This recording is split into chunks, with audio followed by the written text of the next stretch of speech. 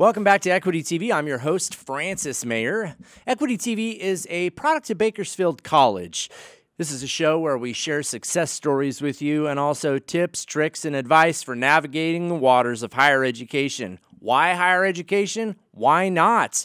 Don't you want to have more choices in your life? Don't you want to have a career instead of a job, J-O-B, as Mr. Neal put it, just over broke? Of course you do. So you want to change your life with some help at Bakersfield College. Before we get to our next guest, though, we're going to check in with my very, very accomplished co-host, Christine Din. Christine, can you stick around till the end of the segment and share some stories with us about what's going on campus? You know I always love to. I love to hear the stories of your guests, of course. Wonderful. Okay, stick around then. You're going to stay here. And right now we're going to talk to Mr. Cornell. Professor, how are you? Thank you very much for being on the show. How are you? Thank you. I am well. You're well because you're retired. I am very much enjoying that retirement also. That is awesome. Tell us a little bit about what you did in your professional life.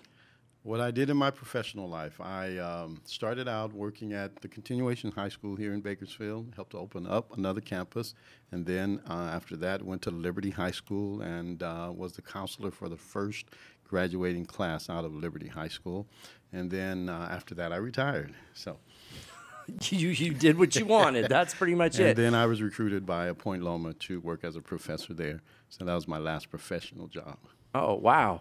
So you thought you were done, but they, just like Mr. Neal was saying in the previous segment, when you do good work, people start to know what your name comes up in conversation. Oh, we got a position to fill. It does. Got to talk to Cornell, right? Right. And it's surprising, too. Sometimes just walking down the street, people will stop me and say, hey, we have a spot for you. And then I get to choose whether or not I want that spot. Wow, yeah. But you might decide that you want to get a new little trawling boat or something, and then you can take the job on for a period of time and go from there. Certainly. What was the key that unlocked that sort of freedom to you? And keep in mind, Cornell, I know you've been out of the fight for labor for a while, but there are people beating the pavement, turning in applications at places to find work. But you're telling me right now that work comes to you. Where did that all start? I'm sorry. You're making me laugh because my son, who's a high school senior right now at Liberty, he says, Dad, he said, have you ever noticed that all your jobs come to you? People call you. And I was like, wow, that's nice. I hadn't thought about it. Right. So, okay. Yeah. So now I'm sorry. What was your question? My question is, where did that begin? Because I cannot imagine that your entire life jobs have just fallen in your lap. I think you made some choices that created that ecosystem for you. Right. I made some choices with the help of some very good friends because I was not really set on going to college. I just, like I said, I went to Bakersfield College, wanted to get away from everything that was happening in the community and in the nation. So I went to Bakersfield College, and then a friend of mine came. He said, hey, I'm going to UC Davis. He went there first, and then he said, hey, got a spot for you, man. And so that's how I ended up there, and I was really glad that it happened that way. And Davis is a sleepy town, correct? No, it used to be. Okay. Now it's a little bit more vigorous. It's a bit of an ag capital. If you're just tuning in, we're speaking to Cornell. Tell us your full name and what your educational accomplishments were, please. My full name, Carnell Lewis Montgomery, Jr., and that is an academic name. You were destined to be a professor, by the way. Yeah, okay, thank you. I have a story about that. Okay. But yes, and so I did. I went to BHS, driller, once a driller, always a driller. No, only in Bakersfield, I swear. And then to Bakersfield College, Renegade, and from there to UC Davis, and from UC Davis then to Cal State Bakersfield, and worked on my master's and my teaching credential and my pupil personnel credential. Oh, wow. So a lot of schooling, but you did all of that when you were younger and you had the Right. vigor of a young person, and it has created an absolutely golden stretch of time for you. It has. In the aftermath, right? Thank God, yes. And how old were you when you were able to retire? I retired exactly 10 years ago. So at that point, I was 55. Wow. And given life expectancies now, you have a great chunk of work-free time where you decide what time you get up, what time you go to bed, and how you spend your time, right? I love it. Yeah. Again, I just thank God I love it. It might sound a little sad, but back in the day when I was growing up, most of the men that I knew retired and died. And I said, oh, no, I don't want to do that. So I'm thankful. I've been able to be retired for 10 years now. Wow. And it's amazing. It gives me time. I still have a child, like I said, at home. When my wife got sick with cancer, I was there to be able to help out as opposed to having to go to work and punch a clock and then come over. And the insurance was awesome, so everything just really worked out wonderfully.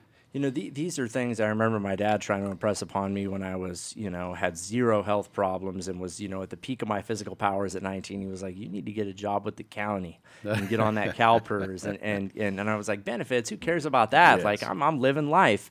But as you get even just a little bit older, if you don't want to wait in lines and you want to have a better quality of life, education really is where it's at. You're living proof of that. Thank you. I mean, do you want for anything really? No, not in that sense of the word. No. Like I said, I have my retirement. I have a wonderful family. I have 4 daughters in college right now. Wow. And a son graduating, going to the Air Force. And in terms of the basic necessities of life, thank God they are all met. Yeah, and most of all, you get to control how you spend your time. What are you doing this afternoon? That's right, because had you not called me... What did you have planned? Nothing. That's awesome. So you could watch some old westerns. You could fool around in the garage. You could do whatever you wanted. I could do that, but I do volunteer my time. So, okay, how do you volunteer your time? Right now I'm working with the State Historic Park in Allensworth. And so we just have a new board elected, and I was vice president of that board. And so there's another place where I give my time. Now, do you think you were talking earlier about how, and definitely in the town I grew up in, it's in Milltown, you had the same thing. Those guys would have their party, and then 4 months later they have a heart attack and they're done, right? Yeah. But when you get an education, and then I'm talking about men who did real honest hard work in a mill Yes. for 30 years or whatever it was, 35 years, you had an education, so now you're able to offer things to people in the form of board memberships and leadership and guidance. So you're still very engaged with the world around you, right? Right. I worked also with the Project Best for the current high school district, and that was certainly a fulfilling commitment.